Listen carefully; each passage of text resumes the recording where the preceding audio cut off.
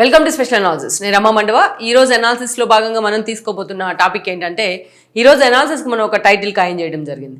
ఆ టైటిల్ చూసినట్లయితే కమ్మోళ్లకు కాపులు కట్టు బానిసలా అని చెప్పేసి కాపు సంఘాల నేతలు లేటెస్ట్గా ఒక ఇష్యూకి సంబంధించి ఫైర్ అయ్యారు.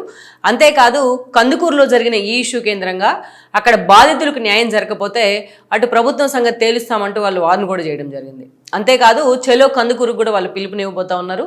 ఓవరాల్గా అసలు ఈ ఇష్యూలో ఏం జరిగింది, ఇది ఎందుకు అసలు అక్కడ స్థానికంగా కందుకూరులో జరిగిన ఈ ఇష్యూ ఏదైతే ఉందో అది ఎందుకు ఈ రోజున కులాల మధ్య ఒక పోరుగా మారబోతా ఉంది, ఎందుకు అంత సెన్సిటివ్ టర్న్ ఎందుకు ఈ ఇష్యూ తీసుకుంది, అసలు ఆ ఇష్యూలో జరిగిన వాస్తవాలు ఏంటి మనం తెలుసుకునే ప్రయత్నం అయితే చేద్దాం. ఇది అటు పవన్ కళ్యాణ్ను అదేవిధంగా ఇటు చంద్రబాబు నాయుడు కూడా ఎట్ ఏ టైం హిట్ చేసే ప్రయత్నం చేస్తోంది. ఈ ఇష్యూ అంత సెన్సిటివ్ టర్న్ తీసుకున్న పరిస్థితి అయితే కనిపిస్తోంది. నిజంగానే ఆ ఇష్యూలో అంత సెన్సిటివిటీ కూడా ఉంది. అందుకనే ఈరోజు కందుకూరు కాన్స్టిట్యున్సీలోని గుడ్లూరు మండలం కేంద్రంగా దార్కాణిపాడులో జరిగిన ఈ ఇష్యూ గురించి మనం ఒకసారి ఎలాబొరేట్గా తెలుసుకునే ప్రయత్నం చేద్దాం. అక్కడ మనం చూసినట్లయితే స్థానికంగా కొంచెం టీడీపీకి ప్రోగా ఉండే నాయకుడు ఉన్నారు. ఆయన స్థానికంగా కొంచెం పేరుంది ఆయనకి, హరిశ్చంద్ర ప్రసాద్, కాకర్ల హరిశ్చంద్ర ప్రసాద్ ఆయన పేరు. అదేవిధంగా ఆయనకు ఒక క్లోజ్ అసోసియేట్ ఉన్నారు అక్కడే ఆ ఫ్యామిలీ. ఆయన ఎవరో కాదు, ఏదైతే లక్ష్మీనాయుడు, ఆయన తిరుమల శెట్టి లక్ష్మీనాయుడు అండ్ దెన్ హరిశ్చంద్ర ప్రసాద్ ఇద్దరు కూడా చాలా సన్నిహితంగా ఉండేవాళ్ళు, చాలా స్నేహితులుగా కూడా ఉండేవాళ్ళు ఒకప్పుడు. ఏదైతే ఈ హరిశ్చంద్ర ప్రసాద్ దగ్గర ఉన్న కొంత ఏదైతే ఈ ప్రొక్లైనర్స్ కానీ ఆ బిజినెస్లో ఉండేవాళ్ళు, ఆయన జేసీబీస్ అవి తీసుకుంటూ తాను వాటిని లక్ష్మీనాయుడు వాటిని తన పొలంతో పాటు పక్క పొలాలకు కూడా వాటి మీద పనిచేస్తూ ఉండేవాళ్ళు ఆయన. సో అలా ఆ ఫ్యామిలీల మధ్య సాన్నిహిత్యం ఉంటూ వచ్చేది. అయితే ఈ పని గురించి మాట్లాడుకునే క్రమంలోనో, అదే ఈ పని గురించి డిస్కషన్ చేసుకునే క్రమంలోనో, షేర్ చేసుకునే క్రమంలోనో అటు ఆయన ఎవరైతే హరిశ్చంద్ర ప్రసాద్ ఉన్నారో ఈ హరిశ్చంద్ర ప్రసాద్ అటు లక్ష్మీనాయుడు వాళ్ళ వైఫ్ని ఫోన్లో అవమానించారు అనేది అక్కడ జరిగిన చర్చ. ఆమెను అవమానించారు అని చెప్పి ఈ లక్ష్మీనాయుడు తన బ్రదర్స్ ఇద్దరితో కలిసి హరిశ్చంద్ర ప్రసాద్ ఇంటికి వెళ్ళారని కూడా చెప్తా ఉన్నారు. అయితే ఎప్పటి నుంచి వాళ్ళిద్దరి మధ్య ఈ ఇష్యూకి సంబంధించి ఒక నెగోషియేషన్ నడుస్తూ ఉంది. ఒకప్పుడు ప్రాణ స్నేహితులు వాళ్ళిద్దరు, బట్ ఎప్పుడైతే ఈ ఇష్యూ కేంద్రంగా డిఫరెన్సెస్ వచ్చాయో వాళ్ళిద్దరి మధ్య ఇష్యూ వేరు టర్న్ తీసుకున్న పరిస్థితి ఉంది. ఒక సెన్సిటివ్ టర్న్ తీసుకుంది. అతన్ని నిలదీయడానికి అడగడానికి తన బ్రదర్స్ ఇద్దరిని వెంట పెట్టుకుని లక్ష్మీనాయుడు వాళ్ళ ఇంటికి వెళ్తే వాళ్ళ మీద హరిశ్చంద్ర ప్రసాద్ చాలా ఫైర్ అయ్యారని కూడా చెప్తున్నారు. వాళ్ళని కులం పేరుతో దూషించారని కూడా కొంత వార్త బయటకు వస్తూ ఉంది, వైరల్ అవుతూ ఉన్నాయి ఇవన్నీ కూడా. అయితే ఇదే సమయంలో ఆయన తన కారుతోని వాళ్ళ ముగ్గురిని కూడా గుద్ది చంపేశాడు, వాళ్ళ ముగ్గురిని గుద్దించారు అనేది స్థానికంగా నడుస్తున్న చర్చ. అయితే ఈ యాక్సిడెంట్లో ఆయన యాక్సిడెంట్ అనం నిజంగానే హరిశ్చంద్ర ప్రసాద్ కారుతోని గుద్దిచ్చారని ఇప్పుడు వాళ్ళిద్దరు బ్రదర్స్, మిగిలి ఉన్న ఇద్దరు బ్రదర్స్ కూడా చెప్తా ఉన్నారు. ఆ కారుతో గుద్దిన సంఘటనలో చాలా అత్యంత పాశావికమైన సంఘటన ఇది. లక్ష్మీనాయుడు చనిపోవడం జరిగింది స్పాట్లోనే. సో లక్ష్మీనాయుడు తర్వాత ఆయన ఇద్దరు బ్రదర్స్ కూడా ఉన్నారు. వాళ్ళిద్దరూ తీవ్ర గాయాల పాలై ఈరోజు హాస్పిటల్లో ఉన్నారు. ఆల్మోస్ట్ ఈ ఇష్యూ జరిగి కూడా 2 days కావస్తూ ఉంది. ఈ క్రమంలోనే అసలు ఎవరికి చెప్పుకోవాలి, ఎలా చెప్పుకోవాలి, ఎక్కడికి వెళ్ళాలి అని అర్థం కానీ ఒక అయోమయ స్థితిలో ఆ ఫ్యామిలీ ఉంది. వాళ్ళ పేరెంట్స్ పాపం ఒక చిన్న సామాన్య వ్యవసాయదారుల కుటుంబం వాళ్ళది. సో ఈ ఇష్యూని ఎటు తిరిగి ఎటు వెళ్తే మిగిలిన తమ ఇద్దరు కొడుకులు కూడా ముప్పు వాటిల్తుందేమోనని భయంలో వాళ్ళు ఉన్నారు. అయితే ఈ ఇష్యూ అలా బయటికి వైరల్ అయిన తర్వాత అటు మొత్తం కాపు సామాజిక వర్గ ప్రతినిధులంతా కూడా వాళ్ళని పరామర్శించే ప్రయత్నం చేశారు. అటు ఏదైతే బలిజా కాపు జేఏసీ నేతగా ఉన్న దాసరి రాము వాళ్ళ ఇంటికి వెళ్ళారు, హాస్పిటల్కి వెళ్ళారు. అటు వాళ్ళతో పాటు ఆమంచి స్వాములు, ఏలూరు ప్రసాద్ లాంటి వాళ్ళంతా కూడా ఈ ఇష్యూలో చాలా సీరియస్గా వాళ్ళు ఇన్వాల్వ్ కావడం జరిగింది. ఆ ఫ్యామిలీని వాళ్ళు సంప్రదించారు. అసలు వాస్తవాలు ఏంటని కూడా వాళ్ళ పేరెంట్స్ని అడిగి తెలుసుకునే ప్రయత్నం చేశారు. ఈ ఇష్యూని ఎలాగైనా సరే రాష్ట్ర స్థాయికి తీసుకెళ్తామని చెప్పి కూడా వాళ్ళు హామీ ఇవ్వడం జరిగింది. అంతకంటే ముందు ఇక్కడ దాసరి రాము కావచ్చు, ఆమంచి స్వాములు లాంటి వాళ్ళు కావచ్చు, ఇక్కడ దాసరి రాము మాట్లాడిన కొన్ని మాటలు చూసినట్లయితే అది ఆల్మోస్ట్ ఈ ఇష్యూ పొలిటికల్ టర్న్ తీసుకుందని కూడా మనం అనుకోవచ్చు. ఎందుకంటే ఈరోజు కూటమి ప్రభుత్వంలో జనసేన అండ్ టీడీపీ కలిసి భాగస్వాములుగా ఉన్నారు. వాళ్ళిద్దరు కలిసే మొన్నటి ఎన్నికల్లో అటు బీజేపీని కలుపుకొని పోటీ చేశారు. అటు పవన్ కళ్యాణ్ 21 seats తీసుకుంటే ఎంతమంది ఎందుకు 21 seats తీసుకున్నామని చెప్పినప్పటికీ ఆయన 100% స్ట్రైక్ రేట్ని కూడా సాధించి అందరి నోళ్ళు కూడా మూయించారు. అయితే ఇక అటు చంద్రబాబు నాయుడుకి కానీ ఇటు పవన్ కళ్యాణ్కి మధ్య కానీ బాండింగ్ కూడా అంతే స్థాయిలో ఉంది. మధ్యలో అక్కడక్కడ కొన్ని విమర్శలు లేకపోతే వైసీపీ లాంటి వాళ్ళ ట్రాప్లోనూ కొంతమంది నేతలు పడే ప్రయత్నం చేసినా పవన్ కళ్యాణ్ మాత్రం 15 ఏళ్ళు చంద్రబాబు నాయుడే ముఖ్యమంత్రిగా ఉండాలని చెప్తా ఉన్నారు. పవన్ కళ్యాణ్ ఎక్కడైనా ఏదన్నా చిన్న ఇష్యూలో ఆయన హర్ట్ అయితే చంద్రబాబు నాయుడు ఆయన దగ్గరికి వెళ్ళి బుజ్జగించే ప్రయత్నం కూడా చేస్తూ ఉన్నారు. అటు లోకేష్కి పవన్ కళ్యాణ్కి మధ్య కూడా బాండింగ్ చాలా సహృద్భావ వాతావరణంలోనే ఉంది.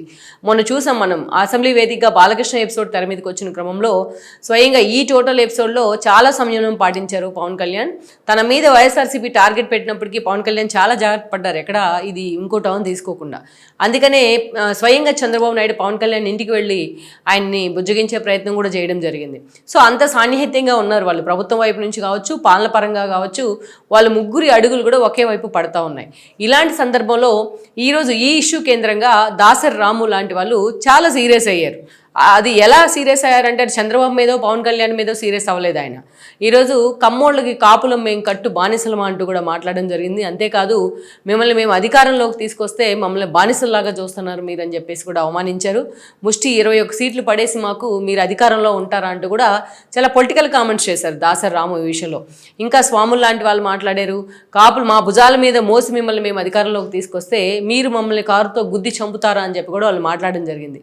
ఇక్కడ ఒక్కటి ఏలూరు ప్రసాద్ లాంటి వాళ్ళు కూడా చాలా మాటలు మాట్లాడారు. అయితే ఇక్కడ నేను ఒకటి చెప్పాలనుకుంటుంది ఏంటంటే ఇష్యూలో నిజంగా శాంటిటీ ఉంది. ఇష్యూ జరిగిన మాట అయితే వాస్తవం. ఆ పేరెంట్స్ అసలు ఎటువైపు వాళ్ళు చాలా నిరుపేద కుటుంబం, అది సామాన్యమైన రైతు కుటుంబం వాళ్ళది. వాళ్ళు ఏదైనా ప్రతిరోజు కూడా దినచర్య వాళ్ళది పొలంకి వెళ్తే కానీ అక్కడ కనీసం వాళ్ళు పొట్టగడవని పరిస్థితిలో ఉన్నారు. అలాంటిది ఇప్పుడు ఒక కొడుకు చనిపోయారు, ఇంకా మిగిలిన కొడుకులు ఇద్దరు కూడా హాస్పిటల్లో బెడ్ మీద ఉన్నారు. అంతకన్నా దారుణమైన సంఘటన ఇంకోటి ఉండదు. ఎందుకంటే ఈరోజు మనం అనంతబాబు లాంటి వాళ్ళు డ్రైవర్ సుబ్రహ్మణ్యాన్ని చంపేసి డోర్ డెలివరీ చేస్తే ఇప్పటికీ ఆ ఇష్యూని టీడీపీ టార్గెట్ చేస్తూనే ఉంది. అనంతబాబు అనే ఫేస్ ఎక్కడ కనిపించినా వైఎస్ఆర్సీపీలోనో కౌన్సిల్లోనో ఎక్కడ కనిపించినా అదే ఇష్యూని టార్గెట్ చేస్తూ ఉంది టీడీపీ. మరి అలాంటిది స్వయంగా ఒక వ్యక్తిని కారుతో గుద్ది చంపారు కూటమి ప్రభుత్వంలో అంటేనే ఇది మరి ఏ రకంగా మెసేజ్, ఇది ఏం మెసేజ్ ఇస్తున్నట్టు అనేది కూడా అర్థం చేసుకోవాల్సిన అవసరం ఉంది. అందుకే అటు హరిశ్చంద్ర ప్రసాద్ అనే వ్యక్తికి ఇక్కడ శిక్ష పడాల్సిందే 100%. ఆయన టీడీపీ తరపున ఉన్నాడనో లేకపోతే టీడీపీకి చెందిన సమసామాజిక వర్గం ఆయన వదిలేయాల్సిన అవసరం అయితే లేదు. But at the same time అసలు వాస్తవం అక్కడ ఏం జరిగింది అనేది కూడా దాని మీద పూర్తిగా ప్రభుత్వం ఫోకస్ పెట్టాల్సిన అవసరం అయితే ఉంటుంది. అయితే ఇక్కడ ఈలోపే ఇక్కడ ఎవరైనా సరే 100% బాధిత కుటుంబం వైపే నిలబడాలి. ఎందుకంటే వాళ్ళిద్దరు కొడుకులు కూడా హాస్పిటల్లో ఉన్నారు కాబట్టి మొత్తానికి అయితే ఎవరో ఒకరు అటు దాసరి రామునా, ఏలూరు ప్రసాదా, లేకపోతే ఇంకొకరా, స్వాముల ఎవరైనా సరే వీళ్ళంతా వచ్చాడు కాపు సామాజిక వర్గం ఇంకో సామాజిక వర్గం పక్కన పెడితే ఇష్యూ జరగడంతోనే ఆ ఫ్యామిలీకి అండగా నిలబడడం కూడా అది అప్రిషియేట్ చేయాల్సిన విషయమే. న్యాయం జరిగే వరకు పోరాడి ఆ ఫ్యామిలీకి ఎంతో కొంత ఏదో ఒక న్యాయం జరిగిస్తేనే, వాళ్ళ కొడుకు చనిపోయిన విషయంలో కావచ్చు, ఆర్థిక సాయం విషయంలో కావచ్చు, న్యాయం జరిగినప్పుడే నిజంగా ఈ ఇష్యూకి అటు ప్రభుత్వం వైపు నుంచి కూడా న్యాయం జరిగినట్టే. అయితే ఇక్కడ దాసరి రాము మాట్లాడిన మాటలు కొంత ఎక్స్టెంపోలో ఉన్నాయి. ఎందుకంటే ఆయనకు ఒకప్పుడు ముద్రగడికి ప్రీ శిష్యుడిగా ఆయనకి పేరుంది. ఆయన ఎన్నికలకు ముందు టీడీపీ వైపు కూడా వచ్చే ప్రయత్నం అయితే చేస్తున్నారు. అయితే పదవుల విషయంలో మాత్రం తమకు అన్యాయం జరుగుతుందనే వేదన ఉండొచ్చు వాళ్ళకి, చాలా మందిలో కూడా ఉంది కాపు సామాజిక వర్గంలో. టీడీపీని అడిగితేనేమో జనసేనకి ఎక్కువ పనులు అవుతున్నాయని చెప్తారు, జనసేన అడిగితేనేమో టీడీపీకి ఎక్కువ పనులు అవుతున్నాయని మాట్లాడుకుంటా ఉన్నారు పదవుల విషయంలో కావచ్చు. బట్ అటు దామాషా పద్ధతిలో రెండు పార్టీల మధ్య పదవుల పందేరం పర్ఫెక్ట్గానే ఉంది అనేది మెజారిటీ వాదన. అయితే ఎక్కడో అసంతృప్తిగా ఉన్న నేతలో ఇంకొకరు ఇట్లా ఈ ఇష్యూని ఫ్లేర్ చేసే అవకాశాలు అయితే చాలా ఉన్నాయి. ఈ ఇష్యూలో న్యాయం జరగాలని డిమాండ్ చేయడం కానీ, అతన్ని అరెస్ట్ చేయాలని డిమాండ్ చేయడం కానీ, బాధిత కుటుంబానికి ఎంతో కొంత సాయం జరగాలంటాం కానీ 100% దాన్ని ఎవరైనా వెల్కమ్ చేయాల్సిందే. కానీ అంతకు మించి దాసరి రాము చేసిన కామెంట్స్ ఎవరైతే ఉన్నాయో కమ్మోలకు కాపులు కట్టు బానిసలా అంటూ వంగవీటి రంగా హత్యను కూడా ఇక్కడ తెర మీదకి తీసుకొచ్చారు ఆయన. ఇదే దాసరి రాము వంగవీటి రంగా హత్యకు ముందు జరిగిన దేవినేని వారసుల మర్డర్స్ గురించి కూడా మాట్లాడితే బాగుండేది. ఇదే దాసరి రాము ఇంకా చాలా అంశాలు ఉన్నాయి, అలాంటి వాటి మీద కూడా మాట్లాడితే బాగుండేది.